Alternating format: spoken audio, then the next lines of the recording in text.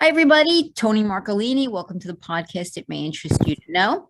Today, I'm joined with by a very special guest, Jamie Parganos. Welcome, Jamie. Hi, how are you? So, I really wanted to talk to you about Creative Muse. Maybe we can, as our jumping point, you can start by explaining Creative Muse and talk a little bit about what it is. Yeah, so Creative Muse is a company that is in the business of creativity. We're a nonprofit, and we've developed this creative process that we use and fold into all of our programs. We deliver arts programs to youth and now to adults and teens. And we also just use the idea of mentorship in creativity. So that's where the muse comes in. Um, and then also the idea of idea generation and how creativity is so crucial to that, especially nowadays with the way the world is. So yeah, we're hoping to teach people the creativity they knew and were born with, but may have lost over the years. And you're working with a lot of underserved communities, and I think helping children in particular channel their energy really into better habits. Well, it's I mean, because you're doing some mindfulness and meditation training too, which I think is important to help with stress and stress coping skills at a young age, besides the arts, like painting and um, singing and whatever arts that you Mhm. have your talent or attract you, besides giving a channel for them to get into those type of arts program. You included meditation in that, and I think that's really drew me to as well to your program. To talk a little bit about that, about teaching meditation, especially to children. Yeah, so I was diagnosed with ADHD later in my life, and I was going to the new school and I met someone who was an expert on mindfulness, and she became my mentor, academic mentor, and sort of spiritual mentor. And she really taught me how I could use mindfulness and meditation to like focus my own life, but also like use it as a tool for resilience and a tool for like leadership. And so I took a class called Mindfulness and Leadership. And so I learned to apply like these paradigms to things outside of just like meditation. Now it's like mindfulness in social justice, mindfulness in technology. Mindfulness can really be applied to a lot of different things. And and my hope is that we do it without turning it into make mindfulness, where it becomes sort of this like, thing we're using no, it's not something we're using to smile through the day. It's like a tool for survival. It's a tool for resilience. And it could be a tool to give you the stamina to do this work, let's say, or in the case of the kids, to get through the day, or even to get through a creative project. So we'll have a mindfulness break in every lesson, and it's like considered to be part of the creative process. Well, sure, and I think meditation in itself it's an art form in itself, right? I mean, being able Yes. to focus your brain and to clear it out, to clear it out for whatever period of time that you can engage in. I know some people, I know many friends who meditate and who, they do it every day. They never miss an opportunity to do it. They need it as part of their ability to get through their day, or they can't focus at all. And so I mean, and some people do it for 10 minutes, some people do it for an hour, and depending upon, how you build that up over time. Yeah, I mean, I guess I'm very interested in the, teaching meditation and mindfulness to children, because I think it's challenging enough for adults to be able to get through meditating, right? I've done some meditating myself. it sounds easy on its face, like to sit someplace and clear your mind, but it's really not when you're trying to, right? Especially in the early stages of wanting, trying to meditate. I'd be meditating thinking about my to-do list, right? And that's not the way to do it at all. Well, actually, that's okay. I mean, that's part of it is that there's no wrong way to do it, right? So the fact that you're even sitting down and like taking an opportunity to say, I'm gonna try to do this and be mindful right now and like be in the moment, and you're gonna slip. And as somebody who has ADHD, my thoughts, I'm not like a transcendental meditator that, is gonna levitate. Uh, because my thoughts race a lot, but just being able to clear them for as long as you can is an accomplishment. I mean, it's about constantly coming back to it, right? And just to keep trying, and that's like the ethos of the whole thing is you keep trying is resilience. It's not about a judgment about what's right or wrong, right?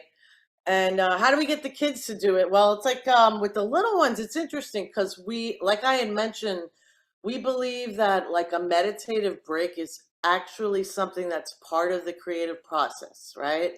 So a lot of the time you'll hear from an artist say like, when I stopped thinking about it is when it came to me. And sometimes they'll even be like, it came from God, or um, and that's really when you've like allowed like yourself to clear your mind, right?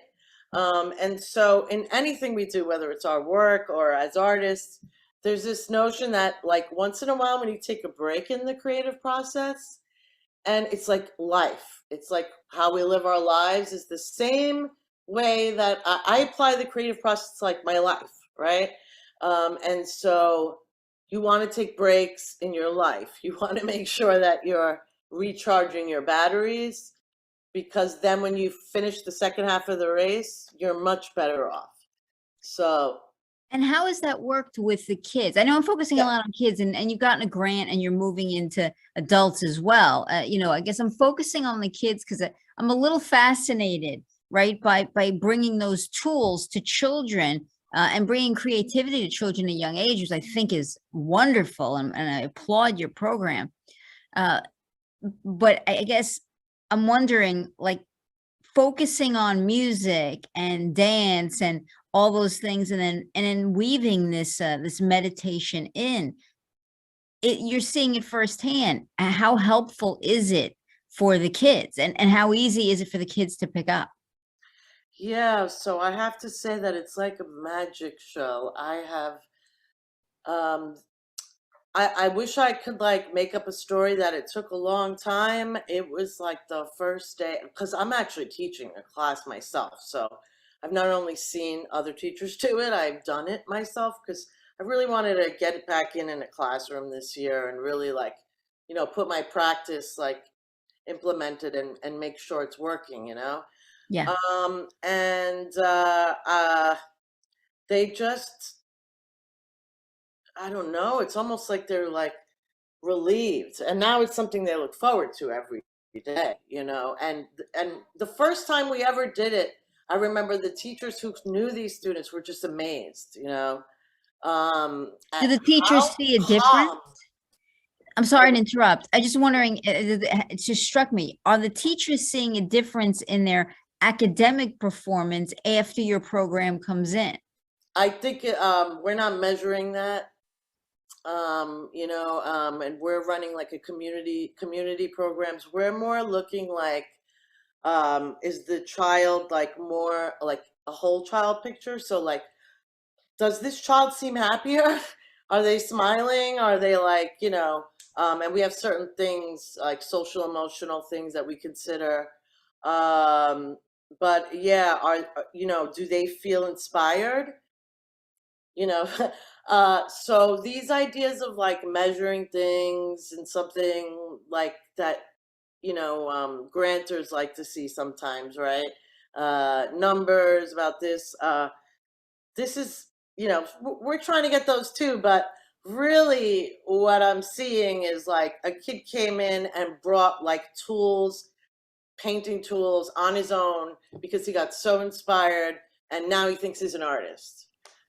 That's what I'm seeing. Or I'm seeing kids like learn how to take a deep breath to control their impulses without me having to tell them anymore, because they're like learning the skill, like it's becoming ingrained in them, right, through practice. And the way that we tie it in, because you asked, like, well, how do you do that? So I'm just going to give an example. Let's say they were doing an art project once and they were building a life-size octopus. And during, so you do the whole project, you come up with all these ideas, and then, at some point you're going to take a break and then you come back, right? And so that's where we usually work it in. Now, it could be anything from like a meditative break, a body scan, but we also like to be creative about how we tie it in. So maybe that week we're doing an octopus meditation, like a fun visualization meditation for the kids. Like, and then it's somehow related to what we've been discussing, but it's also pulling them into a new mind frame. Does that make sense? It does. It does. And I guess, I keep saying it's got to be hard for kids, but to a certain extent, kids are sponges, right? They're easier to teach, I think, than adults in a lot of ways. They are. And that's the thing. Kids are already creative. Adults have unlearned creativity for like 20 years, so they might be a little bit harder to get it out of them. We have a lot of things built up, right? Indeed. A lot of things that have blocked our creativity over the years, and even more so these days with social media, ironically. So now the program, it's running mostly in Manhattan, I know, at least with the kids. Again, and I love the idea that you're serving underprivileged communities. And I mean, how long has it been up and running? Well, we've been doing the company for like 5 years, but it started out, as a small thing with the side project. And then during the pandemic, I was doing like online classes. I'm a single mom and I wanted to try to work for myself because it was hard. And people didn't really understand like what it meant to be a single mom in the pandemic. Maybe they're getting a little bit of an idea now. I don't know if they even do, because sometimes it doesn't feel that way in this country. But, I decided that it was time to like, try to make this bigger. And when these when these grant opportunities came out, we took it, and now we're hoping to just keep doing this. We started out with some schools in Manhattan. Now we're doing a community center in the East Village, and I do hope to expand the model, do more community centers, create the artist employment program in other places, and maybe even start doing schools, during the day that we could work with, and eventually, hopefully, make it national. Well, and now the program allows for all forms of creativity. Yeah. But I'm wondering, I mean, how do the kids get exposed to, let's say one kid comes in and they always kind of liked dancing or admired dancing. How do you pull that out of them? How does that work? With are you actually training them to dance as well? Or, I mean, what's the process? Yeah, so it depends on the age group because there's a little more choice with the older kids. Where with the younger kids, there's always choice in everything because we try to work it in. But we're also like giving them stuff they may not know yet. So there is a little bit of that. But we've also like built these programs using principles of like participatory design. So we try to get feedback as much as we could. This is in this first round for this community we're working with. And we hope we get even more the next round. But yeah, we are doing some dancing. We have like a tap dancing, step dancing thing we're doing with our artist who was in Stomp, the musical. So they're working with professional dancers. They're working with two dancers who are in Stomp for the dance thing, let's say. And for some, you're going to have I don't really want to participate, or I want to participate in another way. There's kids that have different needs, special needs, and we're working to be inclusive to all of these kids, right? And to get like the involvement and motivation of all of the students, and over time, that's what we've been able to do. But And I'm not going to say that we walked in and everybody was like ready from the first day. There was a little like, post-pandemic cajoling. sure, I think when the kids get used to being home, uh, that had to be difficult. You yourself have a background in recording as a recording artist, do you not? Yeah, I'm an artist. That's how I got started in this field. Because, one of my friends said, "Hey, write a musical and come teach at my school." And, one thing led to another. And then I was like, maybe I don't even want to do this recording artist. So it was kind of like I wanted to do both. And, I've tried to do that, but, yeah, adding mom to it. So it's a lot. But I've tried to, sort of maintain a balance between them. But I think that, yeah, that informed how how I've approached this work. The fact that I was an artist, and I did bring a lot of those people from that part of my life and my career into this work too. So it sort of like worked out really well for everyone. It's a So are you win-win then situation. are you very hands-on when it comes to, you have a kid that wants to be a recording artist, that wants to sing? Is that where maybe you would step in and work with that child? I'm not the only singer, luckily, and there's other recording artists that are bigger than I am, or ever was, working with us. But um, right, I'll be 100%. I'm less interested in that these days, and I'm more of the person that is being tapped to like figure out how do we Implement? individualize the plans for those that have special needs. Because I actually have a son that has special needs. So that has ended up informing my work in ways I never knew was possible. It's like completely transformed my work as an educator. It's made me much better, actually, believe it or not. Can you talk a little bit about the people you have working with you, in terms of helping the kids for recording, painting? I mean, what kind of talent? Because I know there's just like a healthy body of talent that you have coming into this, which is I applaud. Yeah, they all came from either, we had worked with them before, or they were from like the New York City arts community that I was a part of for a while. I used to actually not only be a recording artist, I used to be a sort of I don't know what they would call it, an event organizer, where I would coordinate these weekly parties at one point. Where I would do it all, the fashion show, the DJ, the musicians, the artists. We would do art installations. And through that, I met a lot of people. So between the people I met in education, the wonderful people I met in the back of Playbill magazine, and those that I met, in the art galleries of New York City. Sure. Now you're training too. If a child has some talent with art, like the child's a good, good at drawing, and Yeah, sometimes kids don't even know that they have that talent, right? 100% true. And I'm actually in the belief that everybody, some people have talents for things like drawing and singing and music. However, it's still my belief that anybody's expression is beautiful and valid and can be empowering. And and that anyone can work on something and like try to make it better and like come up with something really beautiful. And so I think that you can inspire. Like I had a teacher that made me love math once. Am I a mathematician? No, but A he magician, I tell you.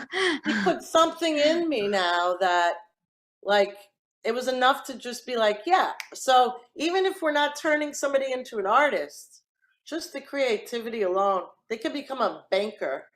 they're going to need that creativity, right? I'm a firm believer that no matter what you do, you need some element of creativity to be innovative in any field, right? That's what I think we're missing in the world. There's been a lack of creativity because, it's been a lot of like carbon copying of things and, kids lately on TikTok and following trends. And it's just like, the kids tell me I'm bored. I'm bored. That's what they always tell me. They're always bored. Why are they bored?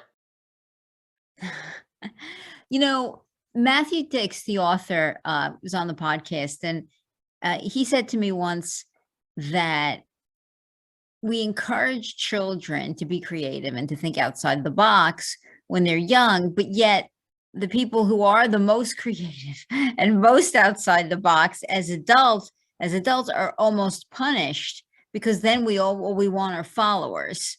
Um, and that's a kind of an interesting parallel, what he's saying to what you're saying.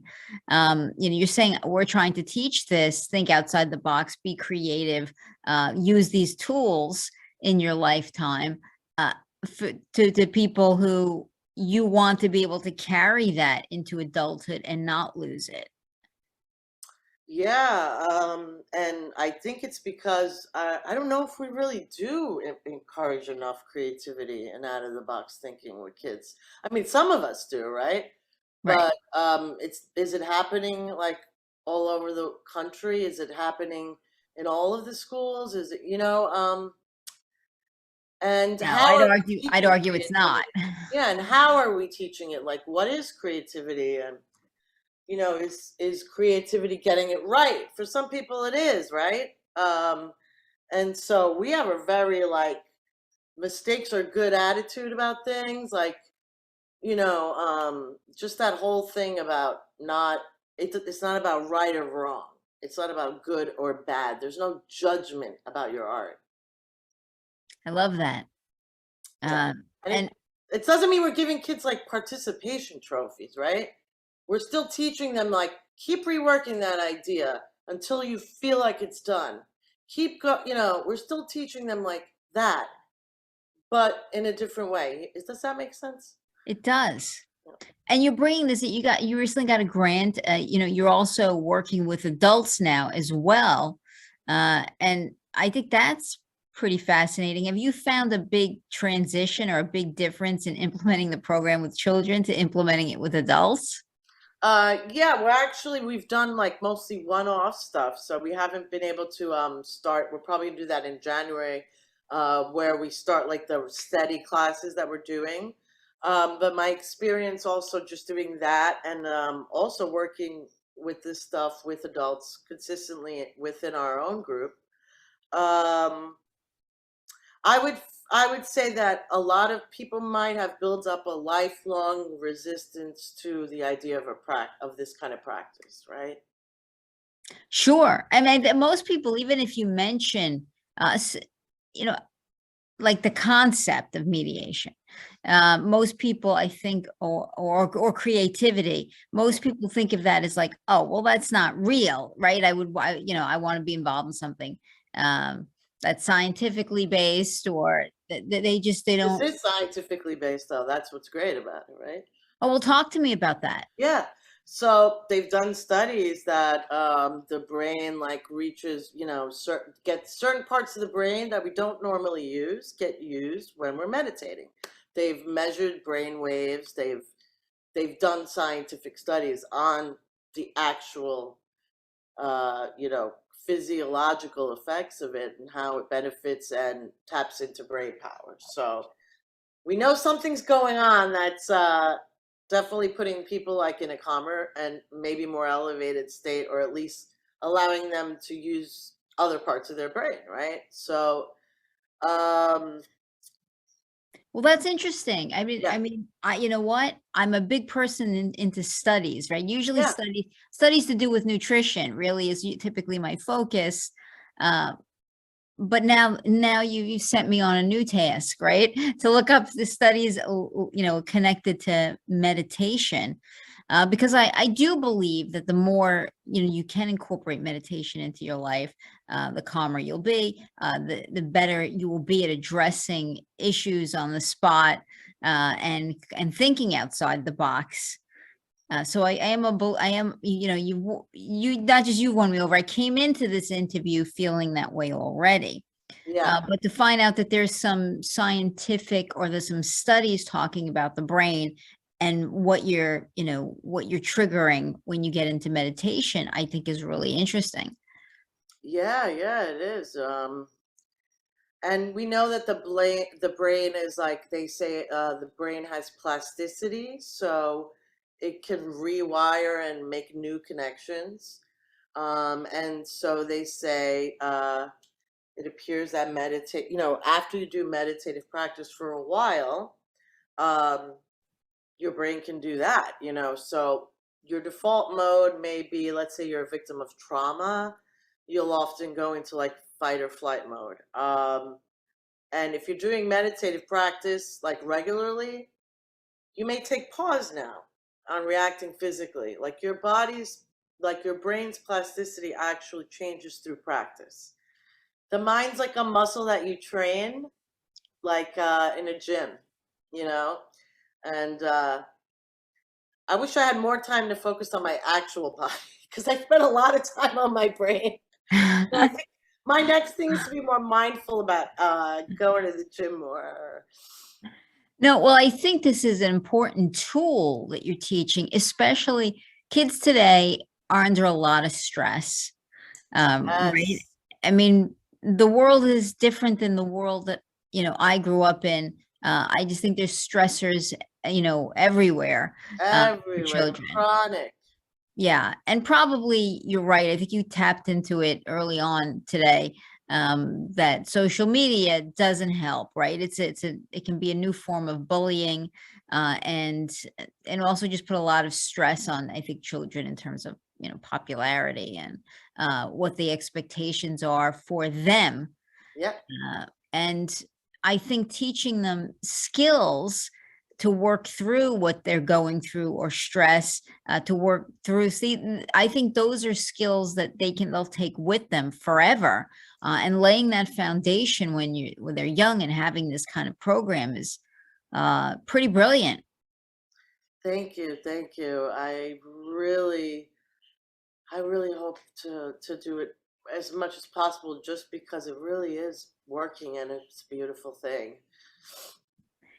Now, can people contact you about bringing your program to their center or their school? Are you at Yeah, that yeah. point? Yeah, this year, at least up until January, we're not taking anything new for now, but in the future we are going to be looking to expand. So yeah, people should contact us. So for We have a right website. now, East Coast, only? Oh, we're only doing New York City. When we were doing online learning, we had a couple of kids that, had come from other states or New Jersey. Um, we had a couple from New Jersey, but right now we're really focusing on like a neighborhood model, and working with this community, and making a really lasting impact. So it's really about quality over quantity right now. Right.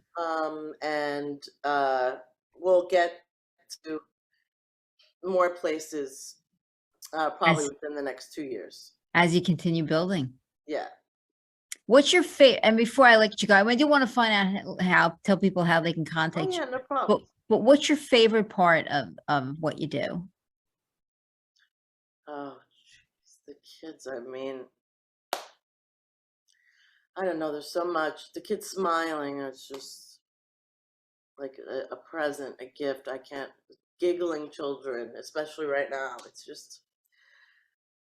Do you remember one Sorry. particular time when somebody, uh, when you stopped and said, "Wow, like I'm doing something amazing here." Was there a moment that you were struck like that? Yeah, there was. It always happens, but last week, there was a child who's, he has special needs, and sometimes kids with special needs have a tendency to like scream out or blurt out. and he generally won't be focused, and it took about 4 weeks, but I just saw a complete transformation over the weeks. And now he comes in and he's like, I'm an artist. And the level of focus has increased, the work has increased. Um, I come in there when I haven't, hold on, I'm sorry. I'm getting emotional now. When I have a child who comes in that has special needs, I know that all they've been hearing is like, you're wrong. Like, sit in your seat. Like, all day somebody's correcting their behavior. And people don't realize, even the most well-intentioned, what that constant like correction feels like for that child. So I tell everyone who works for us, like, we never do that, right? It's more about redirection. So if I'm coming in there, I just hand them a piece of Play-Doh. There's no words that need to be said. And this is from 20 years of doing this and now having my own child, that I can walk in and just figure it out right away. Not everybody can do that. It takes training, and he just is a completely different kid instantly, right? All of a sudden now he's not screaming at, he can focus. And within 4 weeks, he's producing like really intricate clay, because we're doing claymation. He's producing really intricate clay models. He's really thriving in creativity. And that was just, I can't explain it.